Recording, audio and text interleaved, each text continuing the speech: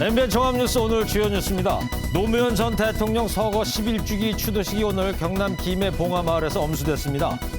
이번 추도식은 예년과 달리 유족과 각계 주요 인사 등 100여 명만 참석해 차분한 분위기 속에서 진행됐고 여야는 한 목소리로 노 전 대통령을 추모했습니다. 코로나19 신규 확진자 수가 이틀째 20명대를 유지하고 대구에서도 이태원 클럽 관련 첫 확진자가 나오는 등 재확산 우려가 커지고 있습니다. 경기도는 유흥주점 등 다중이용시설에 내려졌던 집합금지 명령을 단란주점과 코인 노래방을 추가해 다음 달 7일까지 2주간 더 연장시켰습니다. 14조 원 규모의 긴급 재난지원금이 전 국민에게 지급된 지 열흘이 지난 가운데 골목 상권에도 훈풍이 불고 있습니다.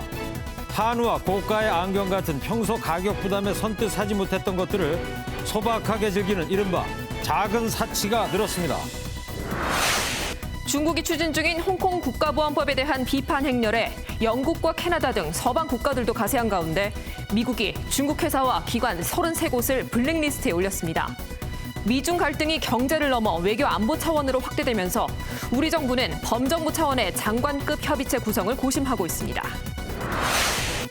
주민 갑질에 시달리다가 유서를 남기고 숨진 아파트 경비원의 유족과 폭행 가해자가 나눈 통화 내용이 공개됐습니다. 가해자는 경비원이 먼저 돌진했다며 사과 대신에 오히려 변명하는 데 급급했습니다. 민식이법 시행 이후 50여일 만에 전주에서 첫 사망 사고가 발생했지만 사고 이전은 물론 이후에도 관계 당국의 스쿨존 관리는 엉망으로 나타났습니다. 다음 주 유치원과 초등생 등교 개학을 앞두고 아이들 안전에 비상이 걸렸습니다. 여러분 안녕하십니까? MBN 종합뉴스입니다. 오늘 경남 김해 봉화마을에서 노무현 전 대통령 11주기 추도식이 엄수됐습니다. 범여권 인사들이 총집결한 가운데 미래통합당 지도부가 4년 만에 참석해서 눈길을 끌었습니다. 민주당 이해찬 대표는 노무현 없는 포스트 노무현 시대라며 노무현 정신을 강조했습니다. 첫 소식 김순철 기자입니다.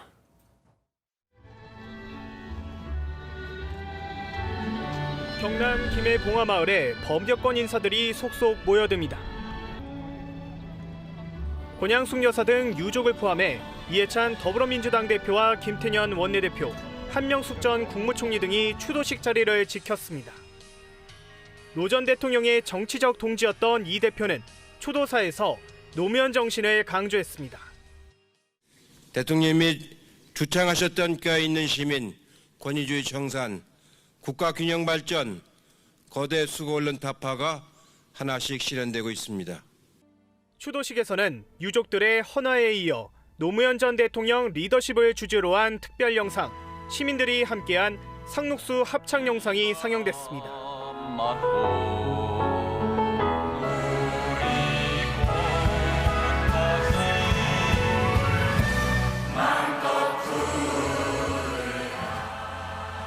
노 전 대통령의 아들 건호 씨와 유시민 노무현 재단 이사장은 생전 영상을 보며 참았던 눈물을 보이기도 했습니다. 주호영 미래통합당 원내대표 등 보수정당 지도부가 지난 2016년 이후 4년 만에 참석해 눈길을 끌었습니다. 시대의 아픔과 상처를 같이 치유하는 길이 국민 통합의 길이라고 생각합니다. 노무현 대통령님 추모하고 영원한 안식을 기원합니다. 지난해와 달리 올해는 코로나19 감염 예방을 위해 추도식에 100여 명만 참석하도록 제안하고 좌석도 띄엄띄엄 배치했습니다. 고 노무현 전 대통령 추도식 참석을 계기로 여야가 경호를 앞둔 21대 국회에서도 협치 정신을 보여줄지 관심입니다. MBN 뉴스 김순철입니다. 고 노무현 전 대통령 정치 동반자가 바로 문재인 대통령이죠. 생전의 어록, 나는 문재인을 친구로 두고 있습니다. 기억납니다. 문 대통령은 임기 동안 노 전 대통령을 가슴에만 간직하겠다는 3년 전 약속대로 추도식 참석 대신에 조화를 보냈고 특별한 메시지도 내지 않았습니다. 주진희 기자입니다. 문재인 대통령은 노무현 전 대통령 서거 추도식 참석도 특별한 메시지 발표도 하지 않았습니다. 지난 2017년 마지막으로 참석했던 추도식에서 했던 약속을 그대로 지킨 겁니다. 저는 앞으로 임기 동안 대통령님을 가슴에만 간직하겠습니다. 현직 대통령으로서 이 자리에 참석하는 것은 오늘이 마지막일 것입니다.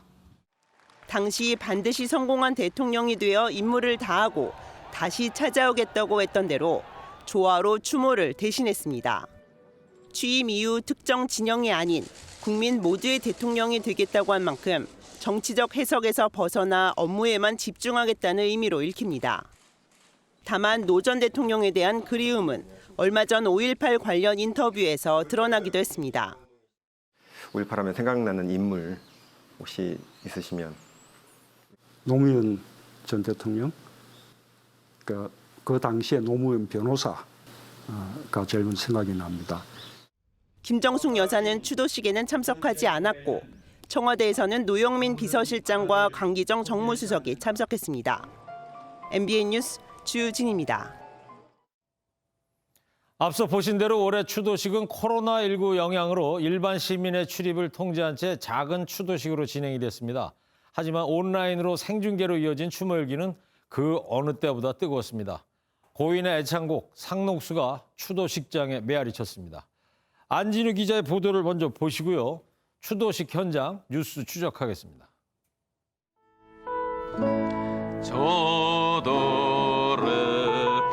고 노무현 전 대통령이 생전에 즐겨 불렀던 상록수.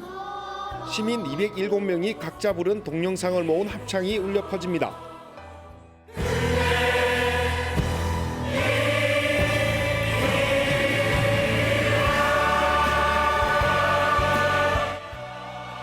서거 11주기를 맞아 만든 특별 영상에 고인을 추모하는 댓글이 이어집니다.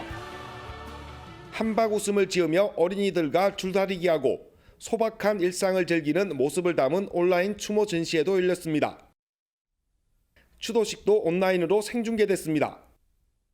추도식장에 출입이 통제됐지만 많은 시민들이 이곳 김해 봉화마을을 찾았습니다. 못 들어가는 거 알고 왔지. 그냥 이렇게 막 눈물이 나네요. 예, 그냥 보고 싶기도 하고. 전국 각지에서 봉화마을을 찾은 시민들은 고인의 생전 모습을 추억합니다. 순수함 그리고 무엇인가 하고자 하셨던 것들을 끝내 이루지 못하시고 돌아가신 그런 아쉬움이 많이. 코로나19 영향으로 작은 추도식이 열렸지만 고인의 넋을 기리는 열기는 그 어느 때보다 뜨거웠습니다. MBN 뉴스 안진우입니다. 노무현 전 대통령 11주기 추도식에 참석하기 위해서 범여권 인사들이 봉화마을에 모였습니다. 특히 최근 뇌물수수 혐의 재조사 논란의 중심에서 한명숙 전 총리 참석이 눈길을 끌었고요. 주호영 미래통합당 원내대표가 4년 만에 보수 야당 대표급 인사로 추도식에 참석을 했습니다. 정치부 우종환 기자와 뉴스 추적하도록 하겠습니다. 우종환 기자, 먼저 한명숙 전 총리 얘기부터 해보자고요. 오늘 직접 입장을 좀 밝혔습니까? 일단 결론부터 말씀드리면 본인 입으로 직접 얘기를 듣지는 못했습니다. 네. 기자들이 한 전 총리 얘기를 한번 들어보려고 추도식장에서 대기를 하고 있었는데요. 한 전 총리에게 다가가자 관계자들이 저지를 하는 바람에 접근하지는 못했고요. 예. 그 사이 한명숙 전 총리는 추도식장을 아무 말 없이 빠져나갔습니다. 지금 저 장면이군요. 예. 대신에 한 전 총리가 노무현 전 대통령 사저에서 빠져나가는 모습을 한번 잡아보려고 대기를 했는데 예. 이때는 한 전 총리가 차량을 타고 바로 빠져나가는 바람에 역시 아무 얘기도 들을 수가 없었습니다. 네. 한 전 총리가 추모식 이후에 마련된 오찬 자리에서는 좀 얘기를 좀 했다고 알려졌는데 어떤 내용인지 좀 취재가 됐습니까? 예, 일단 추도식이 끝난 뒤에 민주당 지도부가 사저 뒤에 있는 임시 식당에서 오찬을 냈습니다. 예. 한명숙 전 총리도 지도부와 함께 비공개 테이블에서 식사를 하면서 입장을 조금 밝혔다고 합니다. 강훈식 민주당 수석 대변인이 해주는 얘기 한번 들어보시죠. 네. 처음부터 지금까지 본인이 결백하다는 것을 알고 있는 결백하다라는 것에 대한 취지의 말씀은 있었고요. 여기에 김현 민주당 사무부총장은 추가 보도가 나올 예정으로 알고 있다며 그 보도가 나오면 한 전 총리가 공식 입장을 밝힐 거라고 말했습니다. 언론에서 이제 추가 보도가 이제 나온다면 그때 가서 공식 입장을 밝힐 것이다. 그렇죠. 한 전 총리는 뭐 결백하다 이렇게 하고 민주당도 이제 재조사를 요구하고 있는데 이 재조사 가능성 어느 정도입니까? 재조사가 될 것이다 이렇게 장담하기는 어려운데 적어도 민주당의 의지는 확고하다고 볼 수 있습니다. 예. 앞서 김태년 원내대표가 법무부와 검찰, 법원에다 대고 명예를 걸고 재조사해달라고 말했었고 추미애 법무부 장관도 재조사 필요성을 인정했던 바가 있습니다. 예. 반면에 야권에서는 억울하면 재심이라는 합법적인 절차를 거치면 될 일이지 이거를 정치 쟁점화하면 안 된다고 비판하고 있고요. 여기에 조재현 법원 행정처장도 사법 불신을 초래한다며 부정적인 의견을 낸 바가 있습니다. 네. 일단은 한 전 총리가 구체적으로 어떤 입장을 낼지 먼저 지켜봐야 할 것 같습니다. 그래요. 지켜보는 걸로 하고 이번에는 그 주호영 통합당 원내대표 얘기를 해보자고요. 당대표 권한 대행 자격으로 참석을 했는데 통합당에서 대표급이 참석한 게 무려 4년 만이라면서요? 네. 일단 이번에 미래통합당이 총선에서 패배한 만큼 당의 방향성을 바꾼다는 의미로 봐야 될 것 같습니다. 예. 앞서 통합당 계열 정당에서 대표급이 추도식에 참석했던 건 지난 2015년에 김무성 전 대표, 그리고 2016년 정진석 원내대표 이후 4년 만입니다. 네. 앞서 2018년 홍준표 전 대표 때는 조화만 보냈었고요. 지난해 황교안 전 대표도 불참했었습니다. 그러다가 앞서 통합당이 5.18 민주화운동 기념식도 참석하는 등 중도층에게 어필하려는 시도를 하고 있는데요. 이번 주 원내대표의 참석도 그런 취지로 보시면 될 것 같습니다. 네. 주호영 대표가 며칠 전에 이제 5.18 때 광주도 갔다고 오늘은 이제 봉화마을을 간 거네요. 그런데 이 노무현 전 대통령 추도식에서 이명박 박근혜 전 대통령 사면 얘기도 나온 것으로 알려졌는데요. 어떤 의도로 봐야 될까요? 네, 먼저 주호영 원내대표가 어제 SNS에서 노무현 전 대통령의 불행은 시대적 아픔이라고 말하면서 박근혜, 이명박 전 대통령의 사법 처리도 진행 중이라고 덧붙였었습니다. 네. 그리고 오늘 추도식에서 이런 말을 했는데요. 한번 들어보시죠. 전직 대통령님들의 예외 없는 불행한 역사에 마음이 많이 무겁습니다. 노 전 대통령의 서거와 이박 두 전 대통령의 재판과 수감 과정을 똑같이 예외 없는 불행한 역사라고 표현한 겁니다. 앞서 문희상 국회의장이 두 전 대통령 사면 가능성을 언급했고 이어서 주 원내대표도 사면 요구를 조심스럽게 꺼낸 모습인데요. 예. 주 원내대표가 국민통합이라는 표현을 썼는데 추도식 참석으로는 중도층을, 사면 요구는 보수 지지층에게 어필한 걸로 볼 수 있습니다. 여기에 대해 김두관 민주당 의원은 한 묶음으로 표현한 것에 대해 유감이라며 비판하기도 했습니다. 네. 근데 어제 김종인 비대위 출범이 이제 통합당에서 결정이 되지 않았습니까? 통합당 대표 역할은 이제 김종인 비대위원장이 할 텐데 김 위원장도 이 부분에 대해서 동의를 하는 건가요? 네, 김종인 비대위원장의 생각은 주호영 원내대표와 조금 다를 수가 있습니다. 네. 앞서 김 위원장이 한 언론 인터뷰에서 한 말인데요. 두 전 대통령의 잘못에 대해 당이 공식적 입장을 표명해야 당이 새로 태어날 수 있다고 말한 바가 있습니다. 두 전 대통령의 잘못을 인정해야 한다는 취지죠. 네. 물론 사면해야 한다는 말 속에는 죄를 인정하니 그 죄를 사면해달라 이런 전제가 깔리는 것이기 때문에 김 위원장 역시 죄는 인정한다. 하지만 사면은 필요하다. 이런 식으로 주장을 할 가능성도 있습니다. 네, 알겠습니다. 계속 뭐 다음 주에 이야기들이 나오겠군요. 예. 네, 참 지켜보시죠. 뉴스 추적 정치부 우종환 기자였습니다. 이태원 클럽발 확산이 계속되면서 경기도가 유흥주점 등 다중이용시설에 내렸던 집합 금지 명령을 다음 달 7일까지 2주 더 연장하기로 했습니다. 이번에는 코인 노래방과 단란주점을 추가했습니다. 강대엽 기자입니다. 경기도는 다음 달 7일까지 도내의 모든 코인 노래방과 단란주점, 유흥주점에 집합 금지 명령을 내렸습니다. 유흥주점에 대해선 지난 10일 2주간 내려진 집합 금지 명령이 2주 연장된 건데 코인 노래방과 단란주점이 금지 대상에 새롭게 추가됐습니다. 경기도 내 코인 노래방과 단란주점은 2,700여 개, 유흥주점은 5,500개 남짓입니다. 이들 시설은 즉시 영업을 중단해야 하고 이를 위반하면 영업주와 이용자 모두에게 300만 원 이하의 벌금이 부과될 수 있습니다. 필요하면 경찰 협조도 구하고 해서 같이 하는 걸로. 경기도는 명령을 어기고 영업을 하다 확진자가 발생하면 영업주나 이용자에게 검사와 치료비 등 방역비 전액에 대해 구상권을 청구할 방침입니다. 인천에 이어 서울과 경기 등 수도권의 모든 코인 노래방에 집합 금지 명령이 내려진 가운데 방역당국은 해당 명령을 전국으로 확대하는 방안도 검토 중입니다. MBN 뉴스 강대엽입니다. 일본군 위안부 피해자 이용수 할머니가 10년 전부터 윤미향 더불어민주당 당선인에 대해서 문제를 주변에 털어놨었다는 주장이 나왔습니다. 이 할머니는 모레 기자회견을 열어서 추가로 입장을 밝힐 예정입니다. 강세영 기자입니다. 이번 달 초 이용수 할머니는 위안부 피해자 지원 문제를 지적하며 윤미향 더불어민주당 당선인은 국회의원이 되면 안 된다고 밝혔습니다. 그런데 이용수 할머니가 문제를 제기한 게 이번이 처음이 아니라는 주장이 나왔습니다. 미국의 위안부 피해자 인권단체 대표 A씨는 자신의 SNS에 참다 말을 한다며 글을 올렸습니다. A씨는 이용수 할머니가 미국에 오실 때마다 정대협과 윤 당선인에 대한 문제의식을 털어놓은 지 10년이 됐다고 했습니다. 또 이 할머니가 위안부 운동이 정파적으로 가는 것을 눈치채고 정대협과 나눔의 집에 소속되는 것을 거부했다고 주장했습니다. 윤 당선인에 대한 여러 의혹이 제기된 가운데 이용수 할머니는 모레 두 번째 기자회견을 열겠다고 재확인했습니다.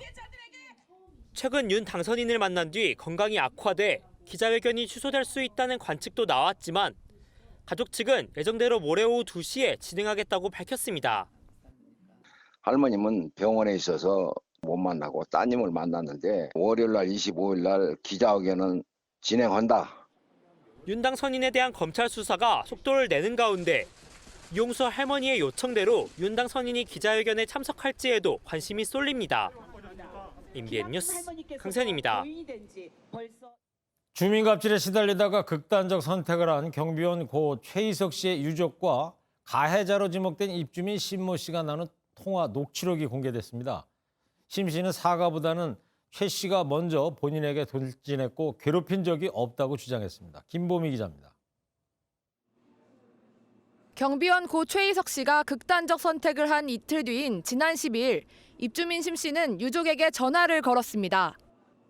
건강이 좋지 않아 빈소에 갈 수 없다는 말을 합니다.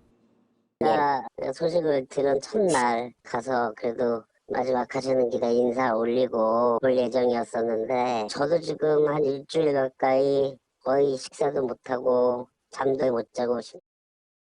하지만 최 씨를 왜 괴롭혔냐고 묻자 심 씨는 자신의 행위를 정당화했습니다. 주차 공간이 충분했는데도 최 씨가 이중주차한 자신의 차량을 이동시켰고 오히려 자신을 향해 차를 돌진시켰다고 주장했습니다. 선생님이 와가지고 다시 원상 복귀를 시키라 그랬어. 그래 다시 시켰어. 아니에요. 저는 그런 말 한 적이 없고 제가 지금 나갑니다 그랬더니 제 앞으로 차를 막 제 앞으로 돌진하다시피 하셨던 거예요. 심지어 심 씨는 최 씨를 괴롭힌 적이 없다고까지 말했습니다. 왜 경비원을 그렇게 괴롭히셨습니까? 그런 것도 사람입니다, 선생님. 괴롭힌 적 없고요. 유족 측은 심 씨의 태도에 분개했습니다. 전혀 전화를 안 받습니다. 자기가 조금 불려고 하면 아예 전화를 딱 끊어버리더라고요. 그래서 얼마나 서운했는지. 유족 측은 심 씨를 상대로 최 씨의 치료비와 위자료로 5천만 원을 이로 인해 두 딸이 받은 정신적 고통에 대해 각 2,500만 원씩 모두 1억 원의 손해배상을 청구했습니다. MBN 뉴스 김봄입니다. 다음은 전주의 스쿨존 사망 사고 후속 보도입니다. 저희 기자가 사고 현장에 직접 나가봤습니다. 불법 유턴이 늘 있었던 곳이었고 스쿨존 표시도 엉망이었는데 사고 후 관리 또한 이루어지지 않고 있었습니다. 이번 사고가 결국 예견된 인재라는 지적입니다. 강세윤 기자입니다. 불법 유턴하던 차량에 3살 남자아이가 치여 숨진 전주의 한 스쿨존입니다. 사고 지점에는 숨진 아이를 추모하는 꽃이 놓였습니다.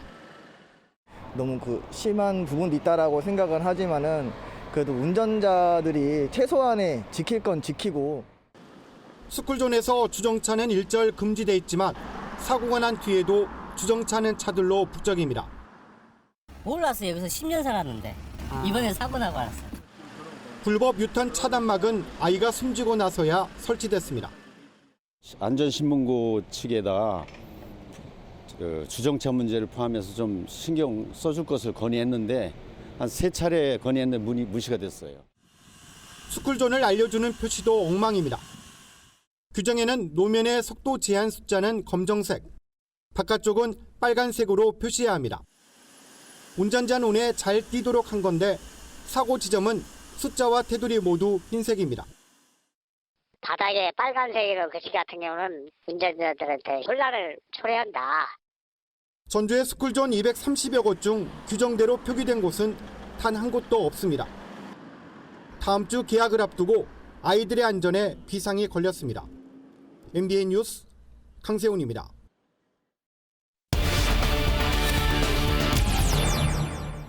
민식이법 시행 이후에 안타까운 사고가 발생하면서 민식이법이 다시 이슈가 되고 있습니다. 사회부 조경진 기자, 민식이법 뉴스 추적하겠습니다. 조경진 기자, 네. 그저께였죠. 전주에서 이 안타까운 사고가 또 났습니다. 리포트에서 보신 것처럼 그제 전주의 한 스쿨존에서 3살 남자아이가 차에 치여 숨지는 사고가 있었습니다. 예. 민식이법 시행 이후로 스쿨존에서 첫 사망 사고가 난 건데요. 그렇죠. 사고 당시 화면 보시면 흰색 SUV가 불법 유턴을 하려고 1차로로 다가가면서 예. 이때 아이가 사고를 당하게 된 겁니다. 예. 당시 상황, 목격자 이야기 들어보시죠. 엄마랑 아이가 버스 타고 어디 가려고 했는지 아이가 지금 차도로 나왔다가 인도로 갔다가 왔다 갔다 좀. 근데 이 민식이법이 생기고 나서 스쿨존 교통사고 상당히 많이 줄어들 수가 같은데요? 어때요? 이 법이 시행된 지 지금 2달 정도 지났기 때문에 그 부분은 좀 더 시간이 지나고 이 데이터가 쌓여야 정확한 분석이 가능할 것으로 보입니다. 네. 현재까지 집계된 건 4월 말까지 21건의 사고가 벌어졌다는 정도인데요. 이번 사고가 첫 사망 사례긴 한데 이 민식이법이 시행되고 첫 위반 사례는 지난 3월 경기도 포천의 스쿨존에서 11살 아이가 차량에 받쳐서 전치 6주 8골절을 당했거든요. 예. 당시 차량은 시속 39km로 주행을 했고 사고를 낸 운전자 과속을 인정한 바 있습니다. 네, 스쿨존에선 30km 이하로 달려야 되는 거 아닙니까? 네. 민식이법이 통과되고 나서 스쿨존 교통사고 처벌도 상당히 좀 무거워졌지 않습니까? 어느 정도죠?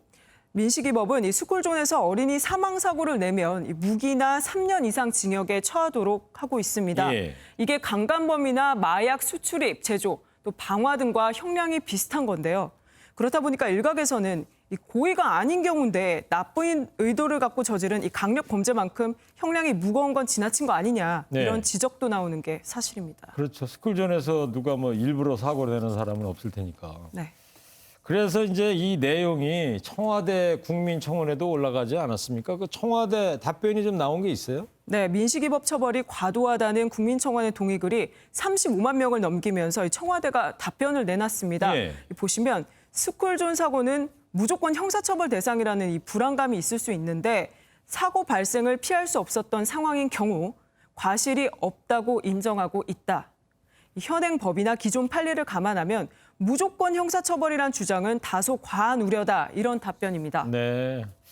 자, 뭐 여기까지 나온 거죠, 지금 청와대 답변이. 네. 좀 약간은 좀 깔끔하게 뭐가 정리는 안 된 것 같아요. 애매한 네. 것 같아요. 이 부분이 좀 정확하게 앞으로 고쳐져야 될 것 같고. 네, 다소 그러한 지적도 지금 나오고 있습니다. 네. 우리 아이들 위해서 당연히 조심해야 하는 거고 스쿨존에 대한 이제 경각심도 높아져야겠지만 말이죠. 운전자 입장에서는 스쿨존 사고에 대한 불안감이 클 수밖에 없지 않습니까? 네, 그렇다 보니까 등장한 게 스쿨존을 피해가는 내비게이션입니다. 실제로 스쿨존을 피해가는 이 경로를 추가한 경우가 민식이법 시행 이후에 급증하는 추세인데요. 예. 사고 예방을 위해서 아예 스쿨존을 피해서 다른 경로로 가는 그런 선택을 하는 겁니다. 네. 그러니까 멀더라도 이제 돌아서라도 가면서 스쿨존은 안 가겠다 이런 얘기군요. 그렇죠. 그러니까. 그것도 얘기 들어보니까 이 민식이법 시행 이후에 차량 보험 이걸 다 갈아타는 운전자도 꽤 늘었다 이런 얘기가 있던데요. 네, 이 민식이법을 보면요. 스쿨존 안에서 운전자의 부주의로 아이가 상해를 입게 되면 네. 1년 이상 15년 이하 징역 또는 500만 원 이상 3천만 원 이하 벌금에 처해지거든요. 예. 근데 기존의 운전자 보험이 주로 최대 2천만 원까지 벌금을 보장했어요. 그런데 민식이법 이후로 한도를 3천만 원까지 올린 이 상품들이 많아졌고요. 예. 불안한 운전자 입장에선 기존에 드러났던 운전자 보험을 해지하고 이 보장 한도가 높은 상품으로 갈아타는 경우가 늘게 되는데 보험료도 그만큼 더 내겠네요. 그죠? 그렇죠. 근데 간혹 이런 심리를 이용해서 2중, 3중으로 혜택이 겹치는 이 보험을 들게 하는 일명 공포 마케팅을 벌인다는 지적도 나오고 있기 때문에 좀 꼼꼼하게 따져볼 필요가 있겠습니다. 보험회사가 공포 마케팅하는 거 아니냐 이런 얘기죠. 그렇죠. 그러니까. 자, 어찌됐든 뭐 민식이법을 계기로 스쿨존에 대한 개념이 달라지고 있는 건 사실 아닙니까? 이제는 안전에 대해서 아이들 안전을 위해서 잘 지켜야 되겠다는 이런 개념이 생기는 건데 네. 다른 나라 경우는 어때요? 우선 세계에서 어린이 교통사고 사망자가 가장 낮은 곳이 스웨덴입니다. 아, 그래요? 네, 이곳에서 학교 주변 이 도로에 20cm 높이의 방지턱을 설치해서 차량 진입을 막고 있고요. 예. 이 스쿨존뿐 아니라 홈존 제도까지 도입해서 이 차량 통행 완전히 금지하고 있습니다. 이 미국도 스쿨존 안에서 교통법규를 위반하면 벌금이나 벌칙을 2배로 부과하고요. 유럽이나 대부분 국가도 스쿨존 속도를 시속 30km 정도로 제한하고 있습니다. 네, 미국 같은 경우에 상당히 엄격하잖아요. 네, 맞습니다. 또 사고 예방하기 위한 촘촘한 장치들도 일찍부터 마련돼 있는데 이 독일을 예로 들면요. 이 스쿨존에서 감속을 유도하기 위해서 금속재 과속 방지턱을 이중으로 설치하거나 이 도로폭을 줄이는 방식으로 사고를 줄이려고 하고 있습니다. 아이디어 괜찮은 것 같은데요. 네. 네, 이 청와대 국민청원 답변이 이제 아까 이제 소개는 해주셨습니다만은 네. 국회에서는 민식이법에 대한 재개정 요구도 나오고 있으니까 이 당분간은 민식이법이 논란이 좀 될 것 같습니다. 네, 일부 의원들로부터 재개정 요구가 나오고 있습니다. 이 민식이법이 형벌의 비례성 원칙에 어긋난다는 부분, 그래서 형벌 수위를 개정 이전 수준으로 환원하거나 이 완화하는 방향으로 개정하자는 건데 물론 재개정에 반대하는 목소리도 팽팽히 맞서고 있기 때문에 이 부분 앞으로 상황 지켜봐야겠습니다. 네, 민식이법 논란 좀 짚어봤습니다. 근데 마지막으로 한 가지 강조하자면 다 아시겠습니다만 스쿨존에서는 시속 30km 이하다. 이거는 다시 한번 강조해드리면서 마치겠습니다. 조경진 기자 수고했습니다. 다음 소식입니다. 고층 아파트가 늘면서 일조권 분쟁이 반복되고 있는데요. 이번에는 인천의 한 아파트 공사가 한창 진행되다가 중단됐습니다. 길 건너 아파트 주민들의 공사 중단 요청을 법원이 받아들인 겁니다. 노승환 기자입니다. 한창 짓는 이 아파트에 최근 법원은 공사를 멈추라고 명령했습니다. 길 건너 아파트 주민들이 일조권이 침해된다며 낸 가처분 신청이 받아들여졌습니다. 생각해보세요. 여기다 이렇게 아파트 안 들어지요. 이런 데서 반까지만 해도 저는 안 들어지고 이거. 이미 입주자 모집이 끝나 계약금 등 시행자인 인천도시공사가 물어야 할 돈만 140억 원입니다. 이렇게 된 데에는 이유가 있었습니다. 애초 이 단지는 1384가구로 계획됐는데 지난 2016년 민간임대주택인 뉴스테이가 도입되면서 규제가 완화돼 그 2배인 2562가구가 됐습니다. 그러면서도 주변 일조권은 검토조차 하지 않았습니다. 일조권 침해로 공사 중단 가능성이 있는 곳은 이곳뿐만이 아닙니다. 인천의 또 다른 재개발 지역입니다. 제 뒤로 보이는 아파트 주민들도 제 왼쪽에 최고 49층까지 올라갈 아파트 때문에 일조권 침해가 우려된다며 소송을 준비 중입니다. 그런데도 승인권자인 인천시는 법률상 준주거 지역에 짓는 아파트는 주변 일조권을 검토할 필요가 없다는 해명 외에 뾰족한 대책을 내놓지 않고 있습니다. MBN 뉴스 노승환입니다. 중국이 홍콩 지배력 강화 차원에서 홍콩 국가보안법 제정을 추진하자 서방 국가들이 잇따라 반대 성명을 내놨습니다. 미국 상무부는 중국 회사와 기관 33곳을 미국과의 수출 거래를 제한하는 블랙리스트에 올리면서 중국을 압박했습니다. 이상주 기자입니다. 중국이 추진 중인 홍콩 보안법은 국가 전복을 선동하거나 테러 행위를 하는 등 안전을 저해하면 최대 30년의 징역형에 처하는 법입니다. 민주인사의 선거 참여도 제한할 수 있는 초강력 법안으로 사실상 홍콩에 대한 지배력을 더욱 강화하겠다는 겁니다. 미국 폼페이오 국무장관은 중국이 홍콩에 약속한 고도의 자치권에 대한 종말의 전조라며 국제적 의무를 준수할 것을 강력히 촉구했습니다. 영국과 호주, 캐나다 3국 외무장관도 공동으로 반대 성명을 냈습니다. 중국은 즉각 내정 간섭이라며 반발했습니다. 香港特区维护国家安全立法的问题纯属中国内政，任何外国无权干预。 지난 15일 화웨이에 대한 고강도 규제 조치를 했던 미국은 홍콩에 대한 특별주의 박탈 가능성을 시사하며 압박 수위를 높였습니다. 홍콩에는 미국의 거의 모든 금융회사를 포함해 1,300여 개 기업과 8만 5천여 명의 미국 시민이 주재하고 있어 특별주의가 박탈되면 아시아 금융 중심지로서 위상 약화가 불가피합니다.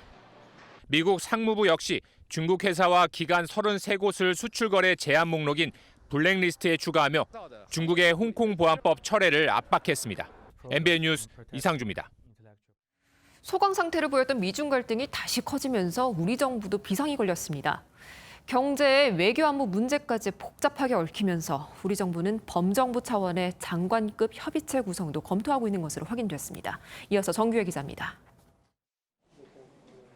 미중 사이에 낀 우리 정부는 일단 전략적 균형을 원칙으로 내걸었습니다. 미국이냐 중국이냐 하는 나라별 접근법 대신 사안에 따라 국익에 부합하는 방향을 택하되 두 나라를 설득해 나가겠다는 겁니다. 우리와 같은 처지에 있는 호주 등 중견국들과 주요 이슈에 공동 대응하는 방안도 추진되고 있습니다. 문제는 미중 갈등 양상이 갈수록 복잡해지고 있다는 점입니다. 무역 분쟁 등 경제 문제를 넘어 인도 태평양 전략과 1대1로 경제 번영 네트워크 EPN과 홍콩, 위구르, 대만 문제까지 전방위적으로 확대되고 있습니다. 전방위적인 갈등이 심화되고 있다고 판단이 됩니다.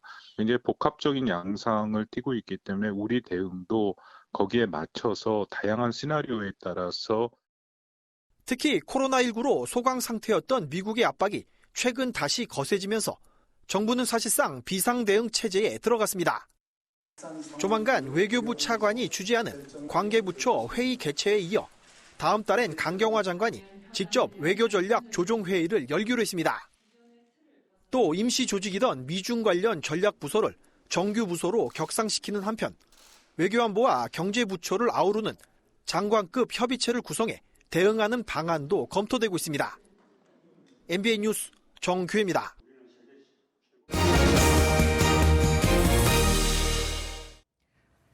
재난지원금 받으셨죠? 그렇죠. 휴대폰으로 뭐 얼마치 썼고 얼마치 남았다 이게 딱딱 들어오잖아요. 네, 참 신기해요. 우리가 IT 강국이라는 사실을 코로나19로 새삼스럽게 또 알게 됐습니다. 네, 그래요. 이거 뭐 맨날 세금만 내다가 이 정부가 돈을 주니까 말이죠. 네. 납세자 대접받는 그 기분, 그것도 괜찮고. 그래서 시민들이 아주 작은 사치를 누리고 있다고 합니다. 작은 사치? 네. 네. 뭔데요? 돼지고기 대신에 소고기를 먹고요. 안경도 약간 고급으로 뭐 이렇게 소비를 하고 있대요. 네, 김은영 기자가 현장 다녀왔습니다. 재래시장은 전보다 활기를 찾았습니다. 생필품이라든가 채소, 야채, 정육 같은 품목에서 전 대비 30%의 매출이 증가했다고 분석을 했습니다. 그렇다고 저가의 상품만 사가지는 않습니다. 코로나19로 인파가 뚝 끊겼던 서울 마장동의 축산물 시장. 제가 찾아온 시간대는 오후 황금 시간대가 아닙니다.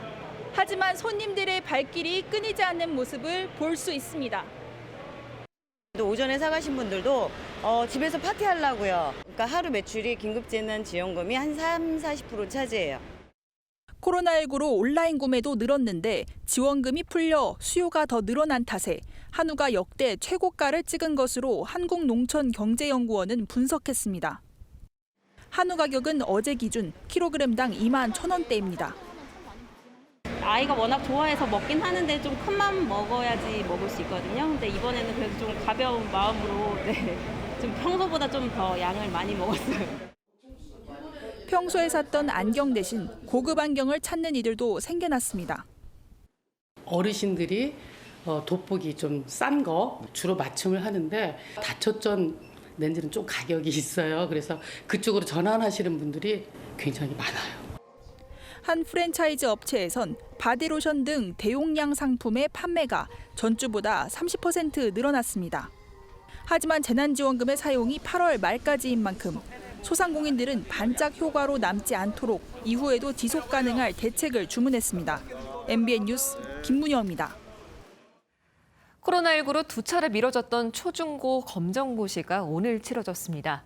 발열 체크부터 마스크 착용까지 방역도 꼼꼼하게 이뤄졌다고 하는데요. 어린 학생부터 늦깎이 어르신 수험생까지 합격을 바라는 마음은 모두가 간절했습니다. 시험장 풍경 김민형 기자가 전해드립니다. 주말 이른 아침 방역 장갑까지 낀 감독관들이 분주히 움직입니다. 모두 열을 재고 손 소독을 마치고 나서야 고사장에 들어설 수 있습니다. 코로나19로 2번이나 미뤄졌던 검정고시 시험이 올해 처음으로 서울 시내 13개 고사장에서 진행됐습니다. 고사장 내부도 방역 수칙이 적용되긴 마찬가지입니다. 책상 앞뒤와 양옆을 모두 1.5m씩 뛰어 앉아야 했습니다. 우여곡절 끝에 시험을 보게 된 수험생들. 합격에 대한 강한 의지를 내비쳤습니다. 기분이 설레요. 제가 몇 번 떨어졌거든요. 근데 오늘은 꼭 붙고 싶어요.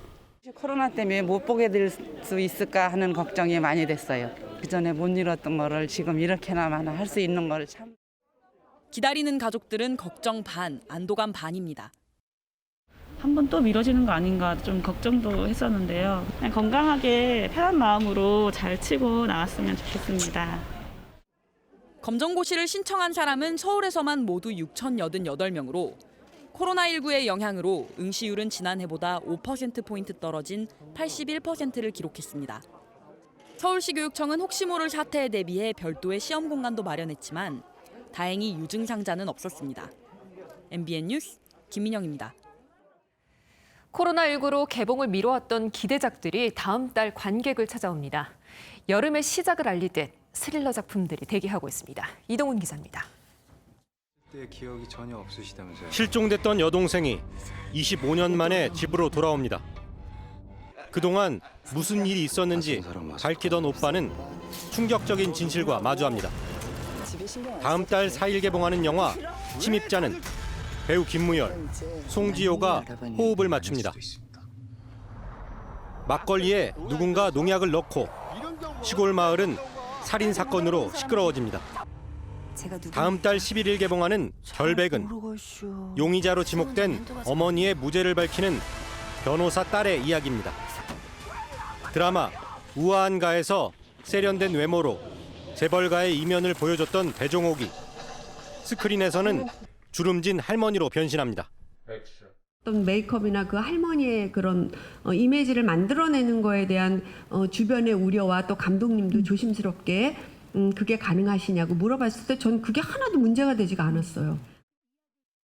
네 편의 출연작에서 1,000만 관객을 동원했던 명배우 정진영이 초보 감독으로 연출을 맡은 사라진 시간은 소재부터 독특합니다.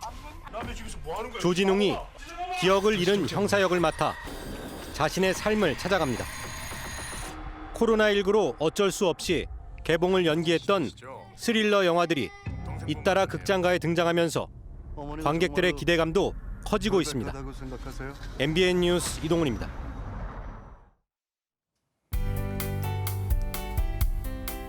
오늘 중부지방은 구름이 많았지만 남부지방은 하늘이 맑았습니다.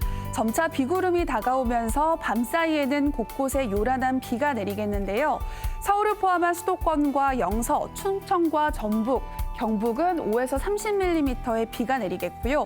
그 밖의 지역은 5mm 안팎 정도 내리겠습니다. 비는 내일 오후에 모두 그치겠고요. 돌풍과 함께 천둥, 번개가 치는 곳이 있겠습니다. 내일 비가 내리며 서쪽 지방은 선선하겠습니다. 서울이 21도, 광주가 23도로 오늘보다 3, 4도가량 낮겠고요. 비가 적게 내리는 동쪽 지방은 초여름 더위가 나타나겠습니다. 대구가 27도, 포항이 30도까지 오르겠습니다. 현재 북서쪽에서 비구름이 다가오고 있습니다. 구름의 이동 속도가 빨라서 비가 짧고 강하게 쏟아지겠습니다. 내일 중부지방 한낮에 서울이 21도, 대전이 22도로 오늘보다 4도가량 낮겠습니다. 남부지방 영남을 중심으로 낮 기온 25도로 웃돌며 오늘과 비슷하겠습니다. 동해안 지방 따뜻한 서풍이 불면서 오늘보다 기온이 높겠습니다. 이번 비가 지나고 나면 당분간 맑은 날들이 이어지겠고요. 주 후반에는 서울의 낮 기온이 27도까지 오르겠습니다. 날씨였습니다. 네, 코로나19 어제 오늘 20명대 확진자가 나오면서 또 이제 우려가 되고 있습니다. 네, 날도 조금씩 더워지기 시작하면서 마스크가 아니라요, 이 턱세크를 하시는 분들이 종종 보입니다. 턱에 걸친다. 지금 저 뒤에 사진처럼. 그렇죠. 네, 오늘은요 노무현 대통령 서거 11주기인데 노 대통령이 질병관리본부를 출범시켰답니다. 네, 맞아요. 잊고 있었는데 정세균 총리도 오늘 해안이었다고 글을 남기지 않았습니까? 이제 출범 17년이 흐르고 곧 질병관리청으로 승격이 되잖아요. 네. 네. 자, MBN 종합뉴스 여기서 모두 마치겠습니다. 시청해주신 여러분 고맙습니다.